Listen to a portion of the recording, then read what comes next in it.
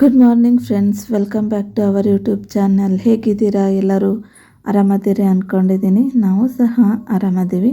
ಬನ್ನಿ, ಇವತ್ತು ಬೆಳಗ್ಗೆಯಿಂದನೇ vlog start ಮಾಡಿದ್ದೀನಿ. ಏನಪ್ಪ ಇವತ್ತು ಅಂತಂದರೆ, ಬೆಳಗ್ಗೆ ಎದ್ದಿರೋದೇ ಲೇಟು, ಅಂದರೆ ಒಂದು 10 ಗಂಟೆಗೆ ಎದ್ದಿದ್ವಿ. ಯಾಕಪ್ಪ ಅಷ್ಟು ಲೇಟ್ ಅಂತಂದರೆ, ಹಿಂದಿನ ದಿನ ಮನೆ ಶಿಫ್ಟ್ ಮಾಡಿ ಎದ್ದೊಳೋದೇ ಲೇಟ್ ಆಗೋಯಿತು. ಎದ್ದ ತಕ್ಷಣವೇ ಕೆಲಸ ಎಲ್ಲ ಸ್ವಲ್ಪ ಅಂದರೆ ಕಸ ಹೊಡೆಯೋದೆಲ್ಲ ಮುಗಿಸ್ಕೊಂಡು ಟಿಫಿನ್ ಏನು ಮಾಡಿರಲಿಲ್ಲ. ಟೀ ಅಷ್ಟೇ ಕುಡಿದು ನಾವು ಡಿ ಮಾರ್ಟಿಗೆ ಹೋಗಿದ್ವು. ಅಲ್ಲಿ ಸ್ವಲ್ಪ ಹೊಸ ಮನೆಗೆ, ಇಲ್ಲಿ ಅಂದರೆ ಈ ಮನೆಗೆ ಶಿಫ್ಟ್ ಆಗಿದ್ದೀವಲ್ಲ, ಈ ಮನೆಗೆ ಸ್ವಲ್ಪ ಕರ್ಟನ್ಸ್ ಅವೆಲ್ಲ ಬೇಕಿತ್ತು. ಹಾಗಾಗಿ ಡಿ ಮಾರ್ಟಿಗೆ ಹೋಗಿ ಒಂದು ಸ್ವಲ್ಪ ಮನೆಗೆ ಏನು ಬೇಕೋ ಥಿಂಗ್ಸ್ ಅವೆಲ್ಲನೂ ಪರ್ಚೇಸ್ ಮಾಡ್ಕೊಂಡು ಬರೋಣ ಅಂತ ಹೇಳಿ ನಾನು, ನಮ್ಮ ಮನೆಯವರು, ನನ್ನ ಮಗ ಮತ್ತು ನಮ್ಮ ಅಳಿಯ ಹೋಗಿ ಏನೇನು ಬೇಕೋ ಅದನ್ನೆಲ್ಲ ತೊಗೊಂಡು ಬರ್ತಾ ಇದ್ದೀವಿ. ಇವಾಗ ಬಂದು ಸ್ವಲ್ಪ ಹೊತ್ತು ಕೂತ್ಕೊಂಡು, ಮತ್ತು ಪಡ್ಡಿನ ದೋಸೆ ಹಿಟ್ಟಿತ್ತಲ್ಲ ಅದನ್ನೇ ಪಡ್ಡು ಮಾಡಿದ್ರಾಯ್ತು ಅಂತೇಳಿ ಅದಕ್ಕೆ ಸ್ವಲ್ಪ ಆನಿಯನ್ ಎಲ್ಲ ಹೆಚ್ಚಿ ಹಾಕಿ ಮತ್ತು ಶೇಂಗಾ ಚಟ್ನಿ ಮಾಡಿದ್ದೆ. ಶೇಂಗಾ ಚಟ್ನಿ ಮಾಡಿ ಪಡ್ಡು ಮಾಡಿಕೊಂಡು ತಿಂದವು.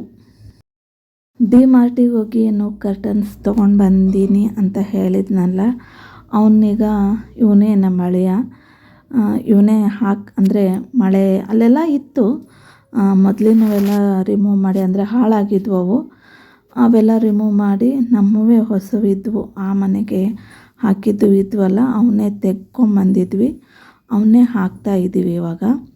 ಆ ಮನೆಗೆ ಬಂದಾಗನೇ ಹೊಸ ಪರ್ಚೇಸ್ ಮಾಡಿದ್ವಲ್ಲ ಅವನ್ನೇ ಹಾಕ್ತಾಯಿದ್ದೀವಿ. ಇಲ್ಲಿ ಟಿ ವಿ ಫಿಕ್ಸ್ ಮಾಡೋರನ್ನು ಕರೆಸಿದ್ವು. ಅಂದರೆ ನಮ್ಮದು ಇದು ಇದೆಯಲ್ಲ, ಡಿಶ್ ಇಲ್ಲ ನಮ್ಮದು, ಈ DTH ಇದೆ ನಮ್ಮದು. ಅದಕ್ಕೆ ಅದನ್ನು ಶಿಫ್ಟ್ ಮಾಡೋರನ್ನು ಕರೆಸಿದ್ವು. ಅವರು ಟಿ ವಿ ಶಿಫ್ಟ್ ಮಾಡೋದ್ರು. ಈಗ ಈ ರೂಮಲ್ಲಿ ಒಂದು ಫ್ಯಾನು ಹಾಳಾಗಿತ್ತು, ನಮ್ಮದೇ ಒಂದು ಫ್ಯಾನ್ ಇತ್ತು, ಅದನ್ನೇ ಇಲ್ಲಿ ಶಿಫ್ಟ್ ಮಾಡ್ತಾಯಿದ್ದೀವಿ. ಇನ್ನೂ ಬಟ್ಟೆ ತೆಗೆದು ಶಿಫ್ಟ್ ಮಾಡಿಲ್ಲ. ಅಂದರೆ ಇವೆಲ್ಲ ಮುಗಿಸ್ಕೊಂಡ್ಬಿಟ್ರೆ, ಅಂದರೆ ಕರೆಂಟ್ ವರ್ಕಿಂಗು, ಟಿ ವಿ ಕೂಡಿಸೋದು ಇದೆಯಲ್ಲ, ಇದನ್ನೆಲ್ಲ ನಮ್ಮ ಮನೆಯವ್ರು ಇರ್ತಾನೆ ಏನೇನು ಮೆಟೀರಿಯಲ್ಸ್ ಬೇಕೋ ಅವೆಲ್ಲ ಪರ್ಚೇಸ್ ಮಾಡಿಕೊಂಡು ಕುಂದ್ರಿಸ್ಕೊಂಡ್ಬಿಟ್ರೆ ಮುಂದೆ ನಮಗೆ ನೆಕ್ಸ್ಟ್ ಡೇ ನಮ್ಮದು ಮನೆಯಲ್ಲೇ ಇರೋ ಕೆಲಸ ಮಾಡಿಕೊಂಡ್ರೆ ನಡೆಯುತ್ತೆ ಅಂತ ಹೇಳಿ ನಾವು ಅವೆಲ್ಲ ಕೆಲಸ ಮುಗಿಸ್ಕೊಂಡ್ಬಿಟ್ರೆ, ಡ್ರಿಲ್ ಹೊಡೆಯೋವು ಅವು ಇವು ಇದ್ದೇ ಇರುತ್ತಲ್ಲ, ಅವೆಲ್ಲ ಮುಗಿಸ್ಕೊಂಡ್ಬಿಟ್ರೆ ಡಸ್ಟು ಕೂಡಲ್ಲ. ಮತ್ತು ನಮ್ಮ ಮನೆಯವ್ರಿಗೆ ಮತ್ತು ಲೀವ್ ಹಾಕಬೇಕಾಗುತ್ತೆ, ಅದನ್ನು ಮಾಡಿಸ್ಬೇಕು ಅಂಥೇಳಿ. ಅದಕ್ಕೆ ರಜೆ ಇದ್ದಾಗನೇ ಮಾಡಿಸ್ಕೊಂಡ್ಬಿಟ್ರಾಯ್ತು ಅಂಥೇಳಿ ಫಸ್ಟ್ ಅವೆಲ್ಲನೂ ಮಾಡಿ ಮುಗಿಸ್ಕೊಂಡ್ವಿ. ಇನ್ನು ಇವೆಲ್ಲ ಕೆಲಸ ಮುಗಿಸ್ಕೊಂಡು ಆದಮೇಲೆ ಅವತ್ತಿನ ದಿನವೇ ನಮ್ಮ ಅಳಿಯನ ಬರ್ತಡೇ ಇತ್ತು. ಕೇಕ್ ತರಿಸಿದ್ವಿ, ಕೇಕ್ ಕಟ್ ಮಾಡಿ ಸೆಲೆಬ್ರೇಷನ್ ಮಾಡ್ಕೊಂಡ್ವಿ. ಮಣಿ ಅಂತ ಹೇಳಿ ಅವನ ಹೆಸರು. ಅವನ ಬರ್ತಡೇ ಇತ್ತಲ್ಲ, ಅದಕ್ಕೆ ಅವನಿಗೋಸ್ಕರ ಒಂದು ಕೇಕ್ ತೊಗೊಂಬಂದು ಕೇಕ್ ಕಟ್ ಮಾಡಿ ಸೆಲೆಬ್ರೇಷನ್ ಮಾಡಿದ್ವಿ ನಾವೆಲ್ಲರೂ ಸೇರಿ. ಮನೆಯಲ್ಲಿರೋರು ಅಷ್ಟೇ ಸೇರಿ ಸೆಲೆಬ್ರೇಷನ್ ಮಾಡಿ ಮುಗಿಸಿ ಕೇಕೆಲ್ಲ ತಿಂದು, ಕೇಕು ಸ್ವಲ್ಪ ಸ್ನ್ಯಾಕ್ಸ್ ಎಲ್ಲ ತೊಗೊಂಬಂದಿದ್ರು, ತಿಂದು ಫೋಟೋಸ್ ಎಲ್ಲ ತೆಗೆಸ್ಕೊಂಡು ಮುಗಿಸಿದ್ವಿ ಅಷ್ಟೇ ಸಿಂಪಲ್ಲಾಗಿ. ಇದು ವಿಡಿಯೋ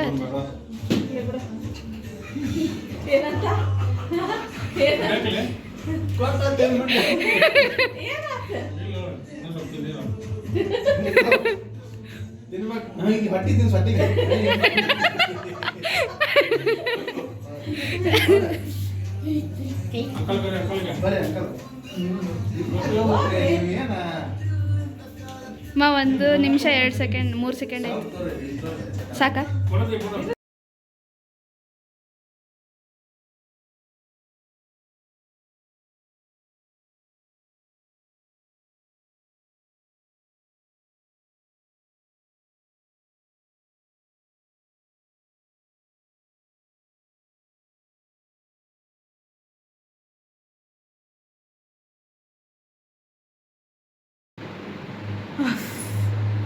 ಮನೆ ಶಿಫ್ಟ್ ಮಾಡೋದು ಅಂದರೆ ಸುಲಭದ ಮಾತು ಅಲ್ವೇ ಅಲ್ಲ.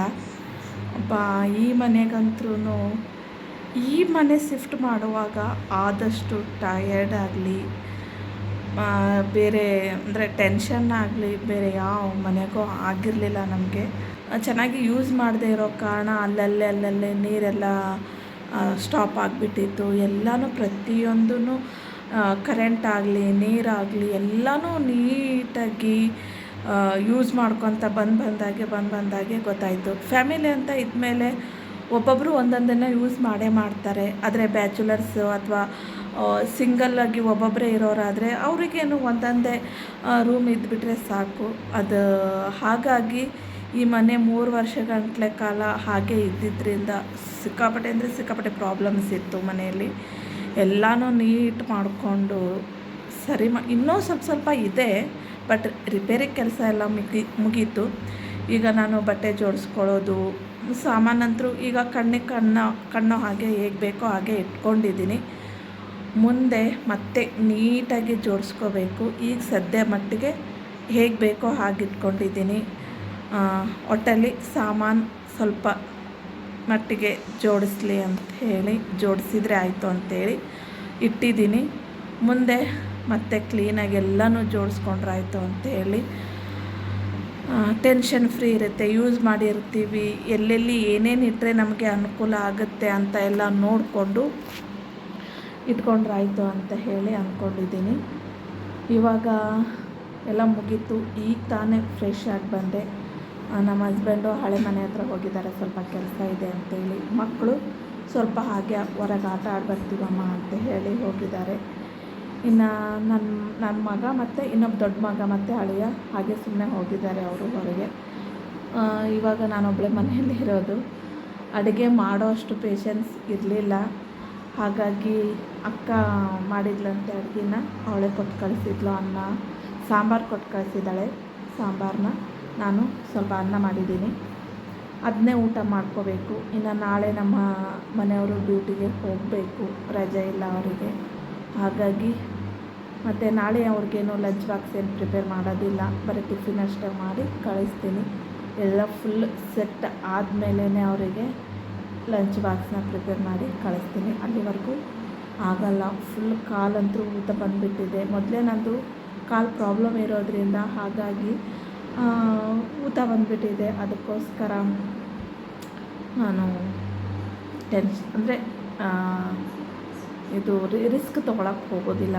ಮುಂದೆ ಇಷ್ಟು ಮಾಡ್ಕೊಂಡು ತಿನ್ನೋದನ್ನು ಇಲ್ಲದೆ ಇರಾಗ ಆಗಕ್ಕೆ ಹೋದರೆ ಏನು ಮಾಡೋದು. ಹಾಗಾಗಿ ರಿಸ್ಕ್ ತೊಗೊಳಕ್ಕೆ ಹೋಗೋದಿಲ್ಲ. ಎಷ್ಟಾಗುತ್ತೋ ಅಷ್ಟು ಕೆಲಸನ ಮಾಡ್ಕೊಳ್ತೀನಿ. ಮತ್ತು ಮಕ್ಕಳೆಲ್ಲ ಬಂದಮೇಲೆ ಊಟ ಮಾಡಿಕೊಂಡು ಇನ್ನು ಮಲಗಿಬಿಡೋದಷ್ಟೇ. ಆಲ್ರೆಡಿ ಟೈಮ್ 9 ಆಗೋಕ್ಕೆ ಬಂದಿದೆ. ಇನ್ನು 8:40 ಆಗಿದೆ ಇವಾಗ. ಇನ್ನೊಂದು 20 ಮಿನಿಟ್ಸ್ ಆದರೆ 9 ಆಗುತ್ತೆ. ಊಟ ಮಾಡಿ ಮತ್ತೆ ಮಲ್ಕೊಂಡ್ಬಿಡ್ತೀನಿ. ಈ ವ್ಲಾಗ್ನ ಇಲ್ಲಿಗೆ ಎಂಡ್ ಮಾಡ್ತಾಯಿದ್ದೀನಿ. ಯಾರಿಗೆಲ್ಲ ಈ ವ್ಲಾಗ್ ಇಷ್ಟ ಆಯಿತೋ ದಯವಿಟ್ಟು ಲೈಕ್ ಮಾಡಿ, ಶೇರ್ ಮಾಡಿ, ಹೇಗಿತ್ತು ಅಂತ ಕಮೆಂಟ್ ಮೂಲಕ ತಿಳಿಸಿ. ಹಾಗೆ ನಮ್ಮ ವಿಡಿಯೋ